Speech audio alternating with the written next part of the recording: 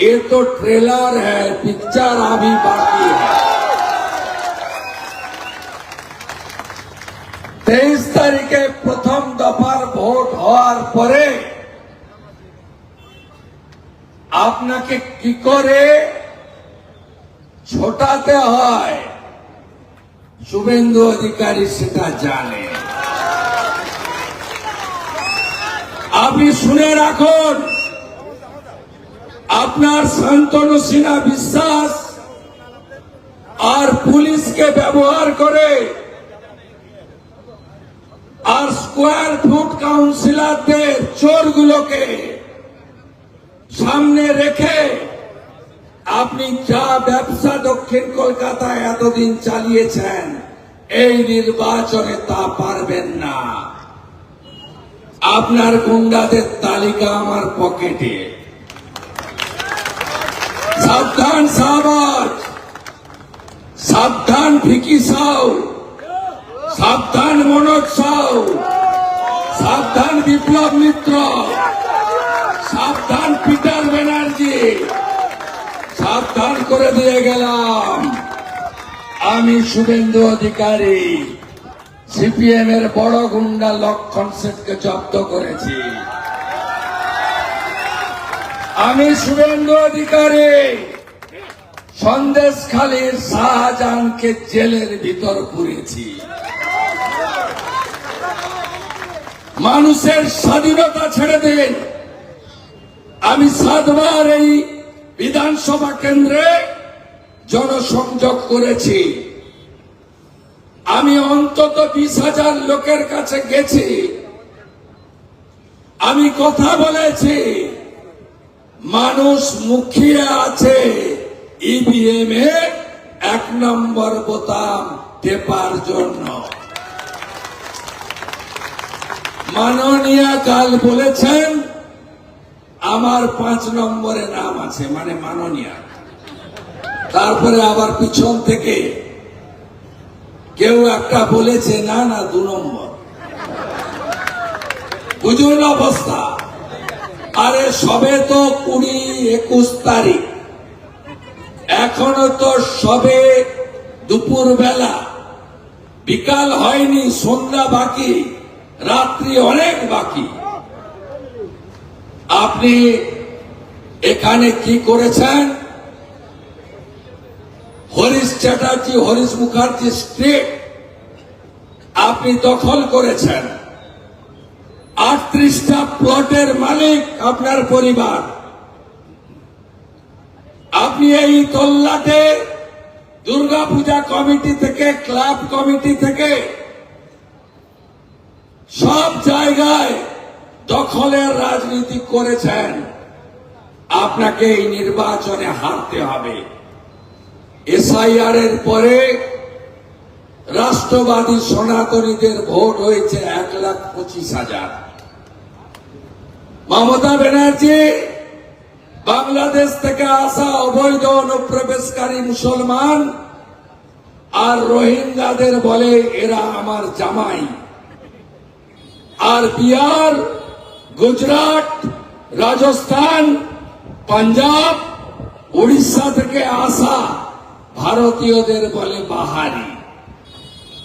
এর উত্তর আপনি পাবেন 29 এপ্রিল। আমি আপনাদের কাছে শুধু একটা কথা বলতে চাই, ভয় আপনাদের কাটাতে হবে। আপনারা মোদিজিকে বিশ্বাস করুন, অমিত শাহজির উপরে আস্থা রাখুন, আর আমিও খুব ছোটখাটো আপনাদের একজন চৌকিদার হিসেবে থাকব। আপনারা ভয় কাটিয়ে ফেলুন। আমি জানি যদি দলে দলে ভোট দিতে সকালবেলা বেরোন, মমতা ব্যানার্জি হার শুধু নয়, 7টা ওয়ার্ডে ব্যাপক হারবে।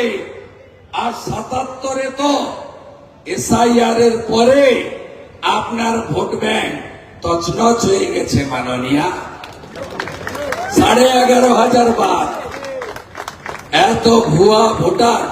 আপনি জানেন এখানে 51,000 ভোট বাদ গেছে। প্রথম দফায় 45,000, দ্বিতীয় দফায় 2,000, পরের দফাতে 4,000, এই 51,000-এর মধ্যে মমতা ব্যানার্জির বিশেষ ভোট ব্যাংক, যিনি 82 নম্বর ওয়ার্ডে মাদ্রাসা তৈরি করেছেন, যিনি ইকবালপুর মমিনপুরে রুল ক্লিয়ার আছে কি যে আপনার বুথে 100 মিটার মধ্যে কি হতে পারে नहीं হতে পারে। যখন থেকে পোলিং পার্টি পৌঁছে যাবে ওখানে সিএপিএফ পৌঁছে যাবে, সিএপিএফ কে দেখতে হবে কি বুথে 100 মিটার মধ্যে যে অ্যালাউড আছে ওই শুধু অ্যালাউ হবে। যেমন একদিন আগে সিএপিএফ যখন ওখানে পৌঁছে যাবে, যদি কোনো আরও থেকে আইডেন্টি কার্ড নিয়ে আসবে, পারমিশন নিয়ে আসবে कि আমি খাবার জন্য এসেছি या জল জন্য এসেছি या কোনো অন্য জিনিস জন্য এসেছি, ওর এন্ট্রি হবে। পরের দিন সকালে যেটা আছে ভোটার যে আছে, যে ভোটার যে আছে যার কাছে ডকুমেন্ট আছে, যে জেনুইন ভোটার আছে ওদেরকে অ্যালাউ করা হবে। এছাড়া যদি আপনার সিসিটিভি ক্যামেরা আছে, ওখানে কিছু গন্ডগোল হয়ে গেছে, ইভিএম কিছু গন্ডগোল হয়ে গেছে, ওদের মেশিন আছে, কোনো আরও পাঠাবে কোনো জল খাবার জন্য, লাঞ্চ জন্য কোনো জিনিস পাঠাবে, ওদের সার্টিফিকেট থাকবে আরও থেকে, এই সব লোককে ওখানে যাওয়ার অ্যালাউড হবে। বাকি নোবডি ক্যান এন্টার, 144 থাকেই প্রত্যেকবার, এবার भी থাকবে। Any person who authorize to go by আরও ক্যান অনলি গো ইনসাইড। বিধানসভা এলাকাতে কি বাইরের লোক থাকতে পারবে?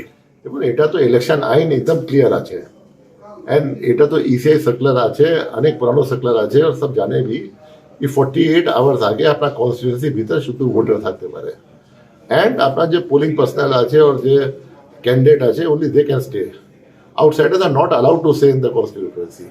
এন্ড এবার আমরা তো একদম ইনশোর করবো এটা, আমরা প্রত্যেক ওসি কে লিখেছি সার্টিফিকেট দেওয়ার জন্য, এসপি কে দিয়েছি সার্টিফিকেট দেওয়ার জন্য কি আপনার কনস্টিটিউয়েন্সি মধ্যে কোনো বাইরে থেকে লোক নেই।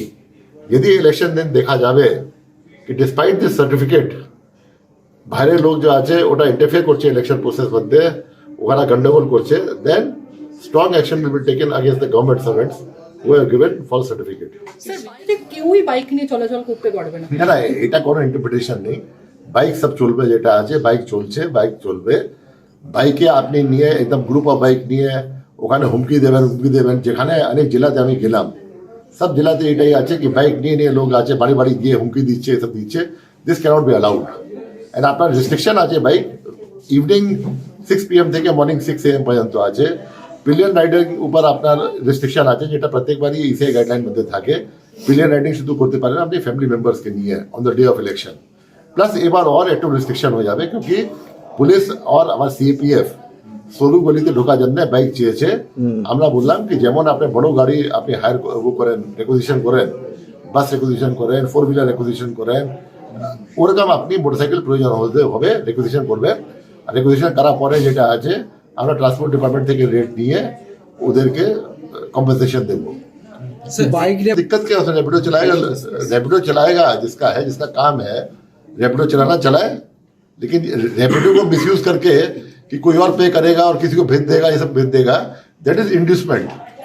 तो रैपिडो अगर चलता है और ठीक ठाक चलता है, सबको थोड़ा उसी से खाली बूथ ही जाना है।